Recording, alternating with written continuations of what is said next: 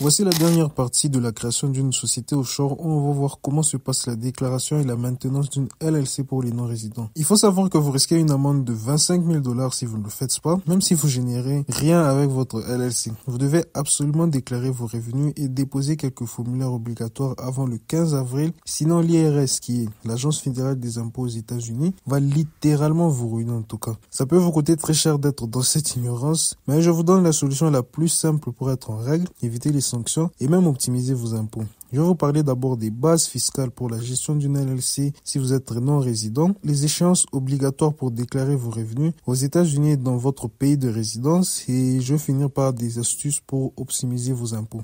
Je tiens encore à préciser que je ne suis pas un expert fiscal et que je donne tous ces renseignements à titre d'information uniquement. À vous de voir si vous les appliquez ou non. Mais vous êtes seul responsable de vos actions. Bon, on va commencer par les bases. Si vous suivez cette vidéo, c'est que vous avez déjà une LLC ou soit vous voulez juste savoir quelles sont les modalités à considérer. Donc, j'ai un peu résumé ce que c'est, mais si vous voulez bien comprendre ce qu'une société offshore, c'est qu'une LLC, regardez les vidéos précédentes de la formation, je détaille tout. Et si vous voulez voir directement quels sont les formulaires, les taxes à payer, allez directement à la deuxième partie de la vidéo, ça sera simple pour vous. Alors, une LLC qui est une Limited Company, c'est une société à responsabilité limitée, donc c'est un type de société qu'on peut créer aux États-Unis. C'est une structure qui protège vos biens personnels d'abord, et aussi ça vous permet d'être vu comme une entité américaine et d'avoir d'accès à plein d'opportunités. Par exemple, vous pouvez avoir accès à Stripe, PayPal facilement, avoir une excellente réputation en ligne, et aussi sous certaines conditions payer très peu d'impôts, donc 0% d'impôts aux États-Unis si vous respectez les conditions.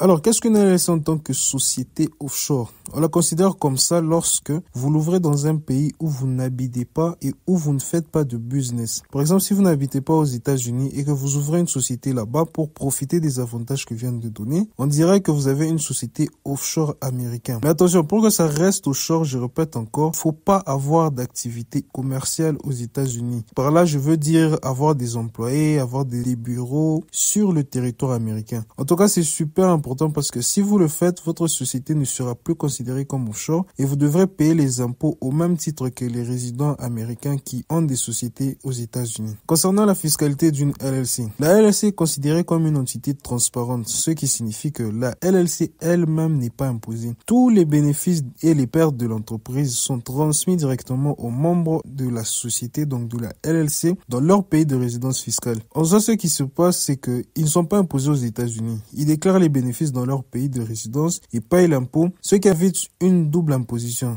Je viens de répéter la même chose, mais c'est pour juste vous faire comprendre. Par exemple, si votre LLC réalise 100 cas de chiffre d'affaires en dehors des USA, elle ne paiera pas d'impôt aux États-Unis. Si votre pays a un faible taux d'imposition ou rien du tout, vous pouvez facilement atteindre les 0% d'impôt sans problème. Mais si vous êtes dans un pays comme la France, où les impôts sur les revenus sont élevés, créer une LLC ne vous apportera pas d'avantage. En soi, comment ça fonctionne? Vous créez une LLC aux États-Unis, vous n'effectuez aucune activité là-bas, vous vendez ailleurs, vous faites vos bénéfices. Vu que vous n'avez pas d'employés, vous n'avez pas d'entrepôt aux États-Unis, vous n'allez rien payer là-bas, 0% d'impôt. Et là où vous devrez payer les impôts, c'est dans votre pays de résidence fiscale. Malgré ça, si vous le faites, vous aurez accès à plusieurs opportunités en ligne comme les banques, les processeurs de paiement. Donc ça peut aussi compenser. Et aussi la gestion est très facile pour la LLC. Il n'y a pas besoin de comptabilité. Alors la LLC, si vous êtes en France, ça peut être utile. Mais si vous pensez que vous allez payer moins d'impôts, alors là, vous trompez complètement. Comme j'ai dit, tout dépend de où vous résidez fiscalement et où vous avez créé votre LLC. LLC, pas d'impôt. Votre pays de résidence, impôt. À combien de pourcents? S'il est trop élevé, vous pouvez vous expatrier. Et c'est comme ça que les gens arrivent à avoir 0% d'impôt.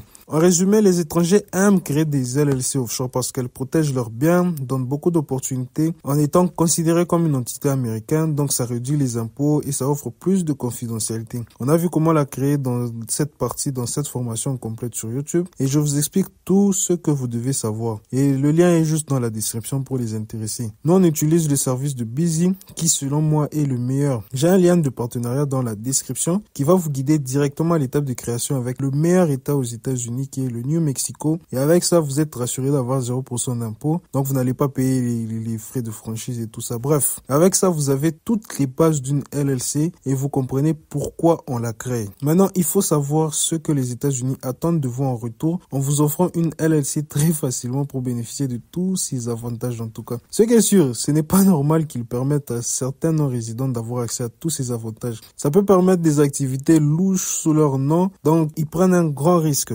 Alors, pour être en règle et éviter la fermeture de votre société ou des amendes par exemple à 25 000 $, ce que les États-Unis vous demandent, c'est juste de remplir certains formulaires, donc de déclarer ce que vous avez fait en leur nom. Ces formulaires sont des rapports d'information pour signaler les types de transactions réalisées avec votre LLC afin de s'assurer que vous ne blanchissez pas d'argent ou vous ne faites pas des activités bizarres là, illégales et tout ça. Il faut éviter. Donc, il existe de nombreux types de formulaires, mais moi, je vais vous parler selon votre situation, selon le type de société et selon votre lieu d'activité. Alors, voyons les formulaires. Donc, le premier cas, vous avez une LLC à membre unique et vous n'avez pas d'activité aux États-Unis. Là, on va vous considérer comme non-EDBUS. Donc, ça signifie que vous n'êtes pas engagé dans un commerce ou une entreprise aux États-Unis. Retenez bien EDBUS. Je répète encore, c'est-à-dire que votre société n'a pas d'activité commerciale, d'emploi aux États-Unis ou revenus liés à une activité aux États-Unis. Alors là, vous devez compléter juste quelques formulaires. D'abord, il y a le formulaire 5472 avec un proforma, donc un autre formulaire 1120. Donc, vous allez le compléter et l'envoyer au service de l'IRS, qui est l'administration fiscale des États-Unis. Voyons en détail qu'est-ce que sont ces formulaires. Par exemple, le premier formulaire 5472, c'est un formulaire d'information qui sert à rapporter les transactions entre votre société américaine et des parties étrangères comme vous. Par exemple, quand vous avez un compte bancaire pour votre société, on va dire qu'il est américain.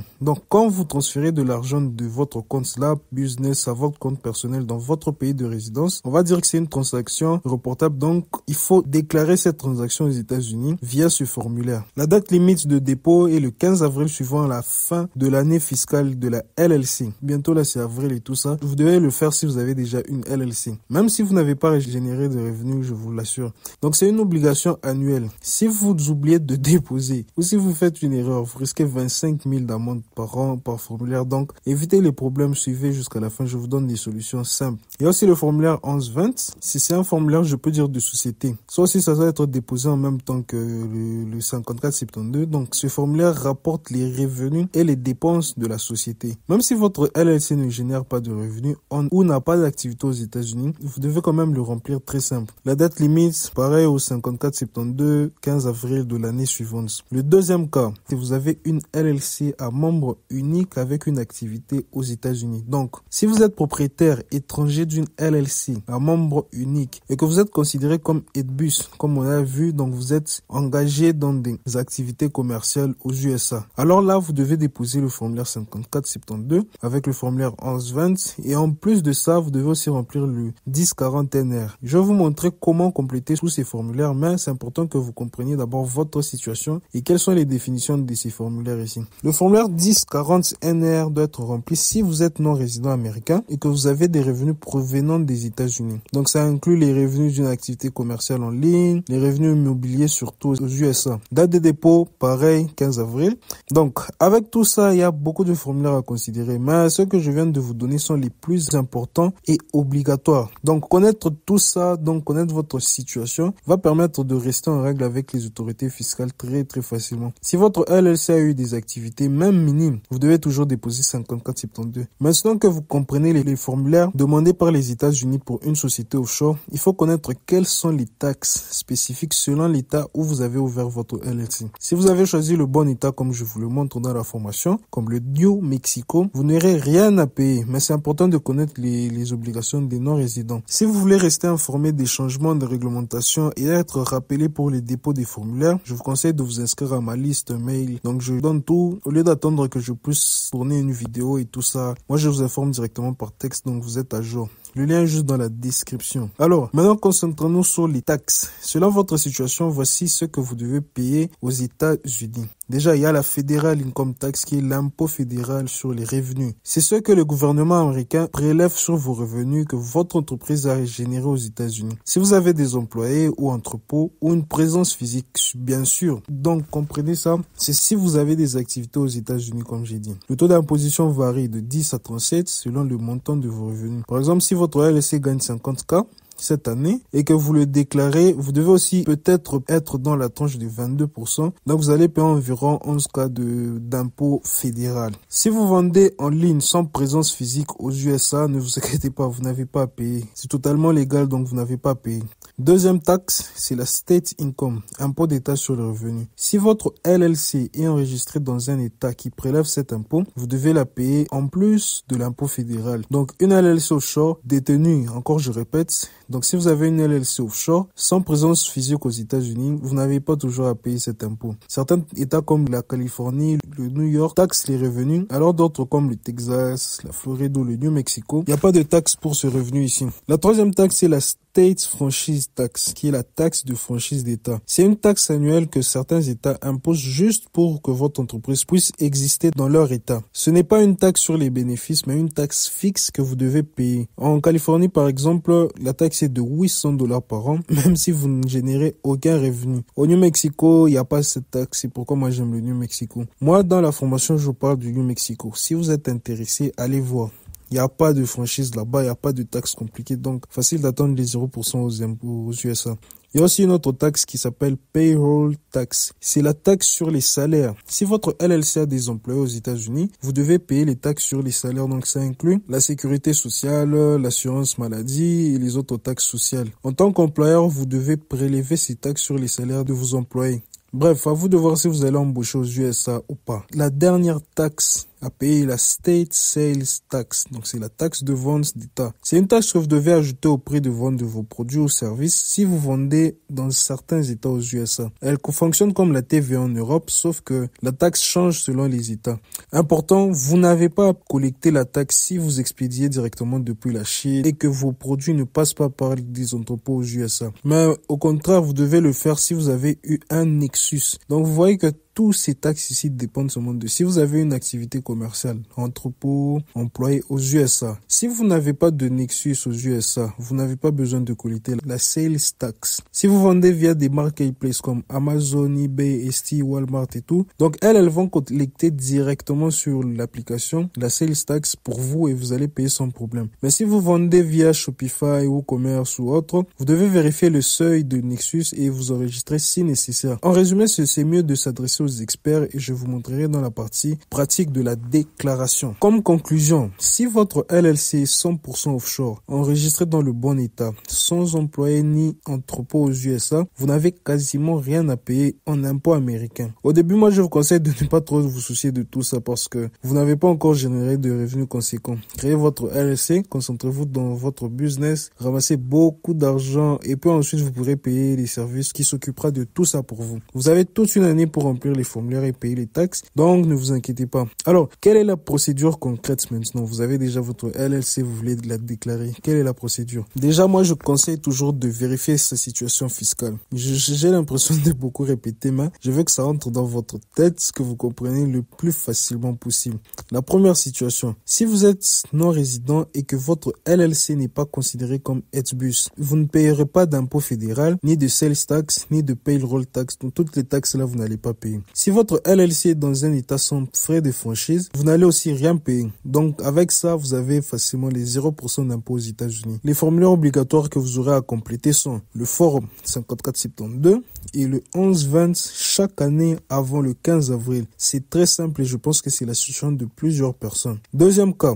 Si vous avez une LLC et que vous êtes considéré comme HBUS, donc considéré comme engagé dans des activités commerciales aux États-Unis, là, vous allez payer la Federal Tax, Sales Tax, State Tax et d'autres taxes selon votre situation. Et dans ce cas, vous allez compléter le formulaire 5472 1120 comme l'autre et aussi le 1040 NR, le tout avant le 15 avril. Peut-être ça c'est unique et je suis sûr que vous avez déjà la solution et tout. Alors, quels sont les documents à préparer? Déjà, il y a les informations de votre LLC. Le EIN, c'est le numéro d'identification fiscale de votre société. Vous devez l'avoir. Vous devez aussi avoir l'accord d'exploitation et tout ça. En soi, les documents de votre entreprise, à ne pas oublier. Aussi, vous devez avoir une comptabilité claire et bien organisée. Vous devez avoir toutes vos transactions financières pour avoir une vision précise de vos revenus et de vos dépenses. En tout cas, ne jetez pas vos relevés et tout ça. Il faut avoir tout, factures, relevés bancaires et tout ça, ça va faciliter cette procédure. Si vous réussissez à bien suivre toutes vos transactions, en tout cas, moi, je vous assure que déclarer vos revenus ici, ce sera très simple. Alors, maintenant, on va parler des étapes pour déclarer. Ça, c'est simple en tout cas. Premièrement, voici le calendrier fiscal important. Comme pour tout ce que je viens de dire, c'est toujours le 15 avril. 15 avril de l'année suivante pour déposer les documents de l'année précédente. Donc, cette date, c'est pour les LLC à membres uniques. Pour les multi-LLC, c'est le 15 mars, mais il faut être prêt un mois avant, moi, je vous conseille. Le 15 mars, c'est déjà passé. J'avais déjà fait une vidéo pour la déclaration. J'espère que vous l'avez suivi. Mais je parle aussi des multi-LLC, donc les LLC à membres multiples. Je vous conseille d'être prêt un mois d'avant. Moi, je vous assure, c'est mieux pour ne pas se casser la tête,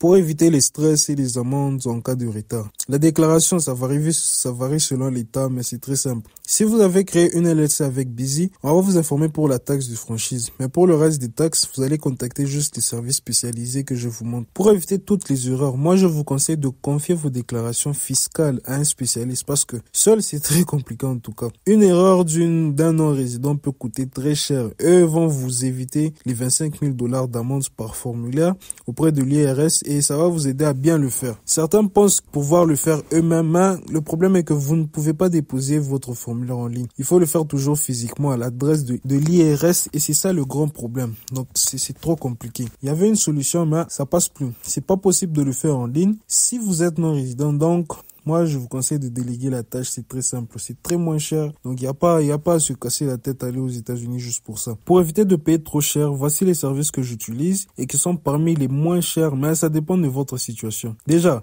la première situation, si votre LLC n'a pas été utilisé, que vous ne faisiez rien avec, ou si vous avez très peu de transactions à déclarer, moi je vous conseille de faire appel à un fiscaliste freelance spécialisé sur Fiverr. Eux c'est très simple, donc je recommande ces freelance et vous trouverez les liens dans la description. Les coûts des services varient entre 50 $ et 100 $. Ils vont vous aider à mettre en ordre votre comptabilité en fonction du formulaire, à les compléter, les envoyer les documents à l'adresse américaine avec toutes les preuves nécessaires. En tout cas, ils ont déjà fait ça, ils font ça depuis des années, donc ils vont vous guider pour que ça soit le plus rapide et le plus facile possible. Moi, je vous conseille avant de choisir, si vous n'avez pas confiance, lisez les avis clients pour vous rassurer, mais je sais qu'ils sont très sérieux. Tous les liens sont en description. Je vous conseille de bien comprendre votre situation et de faire votre comptabilité au minimum pour que ça soit facile pour vous. Le deuxième service, si vous avez déjà des revenus et que vous êtes prêt à payer un service professionnel pour vous aider et vous guider sur les taxes à payer selon votre situation. Un autre service spécialisé en ligne, donc le Form 5472, qui a le même nom en tout cas du formulaire et celui que je recommande actuellement, même si c'est très cher. Le coût est d'environ 550 $ maximum. Vous pouvez toujours passer par des freelance sur Fiverr ou chercher un avocat aux USA, mais discutez avant lui avant de donner la situation de vos revenus. Donc vous pouvez discuter avec lui avant de donner la situation de vos revenus. Par exemple, il peut vous demander est-ce qu'il y a trop de transactions, avez-vous des obligations fiscales spécifiques et tout ça. Et si vous répondez de la bonne manière, on va vous aider, ils vont vous aider et vous dire s'ils sont capables de faire ça. Si vous voulez passer par un service en ligne, le moins cher que j'ai trouvé en tout cas c'est Form 5472. Il existe plusieurs autres services similaires mais c'est très cher. Le service de taxe USA à plus de 600 $, Pilote et HR Block pour plus de 1000 $. Mais si vous trouvez que tout ça trop cher, n'hésitez pas à utiliser un freelance sur Fiverr. Si vous n'êtes pas à l'aise avec les services américains, vous pouvez directement contacter un service français comme Expert US ou Ma Société US. Ce sont des groupes spécialisés dans des services français qui peuvent vous aider à déclarer votre LLC ou vous guider. Mais moi, je vous conseille de bien causer avec eux. Vérifiez leurs tarifs, les options qu'ils proposent et expliquez clairement votre situation. Ils peuvent vous aider à compléter, à les envoyer pour vous. Mais c'est aussi cher, hein, c'est aussi cher. Perso, je ne suis jamais passé par eux, mais il y a des bons retours, donc à vous de voir. Comme j'ai dit, je ne suis pas expert, je vous donne tout ça à titre d'information uniquement. Si vous passez à l'action, c'est votre choix. En résumé, si vous n'avez pas généré de revenus, prenez un freelance pour faciliter la tâche. Si vous commencez à générer une grande quantité d'argent, discutez avec des freelances plus plus spécialisés, vous allez voir, vous allez remarquer sur Fiverr, il y a certains, c'est un peu plus cher. Bon, c'est toujours abordable par exemple au service en ligne. Ou soit contacter carrément le Form 5472 ou les services français d'experts LLC USA que je vous ai présenté. Donc c'est un peu plus cher, mais ça va. En tout cas, si vous faites tout ça, vous serez à l'aise. Comme j'ai parlé, les formulaires, les taxes, il n'y a rien de compliqué à la maintenance. Et aussi, il y a un autre cas. Si vous avez une LLC depuis des années et que vous ne saviez pas qu'il fallait déposer certains formulaires, il faut régler rapidement cet oubli. Moi aussi, j'étais dans cet oubli et certains abonnés m'ont dit qu'ils avaient abandonné leur LLC et n'ont rien reçu comme amende. Dans ce cas, vous avez peut-être la chance, si votre LLC n'est pas connu et n'a pas généré beaucoup d'argent. Mais ne vous inquiétez pas. Donc, les États-Unis ne cherchent pas à vous compliquer les choses. Eux, ils veulent juste savoir ce que vous faites de leur LLC en leur nom. Si vous avez généré beaucoup d'argent et qu'ils découvrent, là, ça peut créer des problèmes, surtout si votre activité est un peu louche. Mais pour régler ça, commencez par contacter un expert sur Fiverr ou un expert que vous connaissez s'il va vous aider. Le service ici aussi vous permet de le faire, mais bon, à vous de voir. Donc, vous allez déposer tous les formulaires. Eux, ils vont expliquer à l'IRS que vous n'avez pas fait exprès, que ce n'était pas une mauvaise intention en ne remplissant pas les formulaires. Donc, ils vont trouver une solution pour vous. N'oubliez pas que vous ne pouvez pas faire ça seul en tant que non-résident parce qu'il faut remplir les formulaires, les imprimer et les envoyer physiquement à l'adresse de l'IRS. Alors, moi, je conseille d'être prêt même un mois avant, maximum 20 jours en tout cas avant, vous avez déjà complété, vous êtes à l'aise. Les liens sont dans la description, très simple. Maintenant, il faut déclarer ses revenus dans son pays de résidence. Ici, moi, je vais être bref en tout cas. Je vais être bref parce que je ne connais pas la situation fiscale de chaque pays. Mais sachez que si vous faites exprès de ne pas déclarer dans votre pays, vous risquez toujours d'avoir les mêmes problèmes fiscaux très graves et perdre beaucoup d'argent. C'est vrai qu'il y a des pays qui sont pas organisés, surtout en Afrique et tout, qui vont jamais savoir. Mais moi, je vous conseille de toujours trouver une solution pour déclarer et ne pas avoir de problème. Je vous ai montré comment ça se passe aux États-Unis. Et maintenant, c'est à vous de faire des recherches selon votre pays. Chaque pays a ses propres règles sur la déclaration des revenus étrangers ou offshore. Mais ça, c'est pas compliqué en tout cas. Souvent, on pense que c'est des process lourds et tout ça. Vous n'avez qu'à trouver un conseiller, poser vos questions. Et c'est très simple. Peut-être vous aurez de la chance si votre pays n'impose pas des revenus venant de l'étranger ou que le taux d'imposition est faible, mais faites-le pour éviter tout problème. Peu importe la taille de votre chiffre d'affaires. Si vous gagnez de l'argent avec votre LLC aux États-Unis, vous devez la déclarer en tout cas. Concentrez-vous sur votre activité, mais gardez tout ça en tête pour éviter des pertes inutiles avec des amendes exorbitantes en tout cas. En résumé, pour être en règle avec les LLC, vous devez compléter leur formulaire pour montrer la nature de vos transactions. Soyez aussi conscient des taxes à payer aux États-Unis si vous avez une activité là-bas. N'oubliez jamais de déclarer vos revenus dans le pays d'origine, de résidence fiscale, parce qu'avec une LLC, tous les revenus sont directement transmis sur vous dans votre pays. Si vous êtes dans un pays où les impôts sont à 0%, vous ne paierez rien aux États-Unis et vous pourrez profiter des bénéfices chez vous en tout cas. Contactez les services que je vous ai présentés pour des conseils personnalisés. Et si vous avez encore des questions, laissez en commentaire ou contactez un spécialiste fiscal. En tout cas, c'est la meilleure solution. Avec toutes ces infos, en tout cas, vous n'aurez plus de problème. Je pense que vous n'êtes plus perdu. Inscrivez-vous aussi à ma liste email. Alors, je vous dis à la prochaine. Et je pense qu'on va voir comment créer une chaîne YouTube. C'est surtout une formation basée pour les gens qui font du business. Ce sera simple et tout. Donc, on se dit à la prochaine. Bye.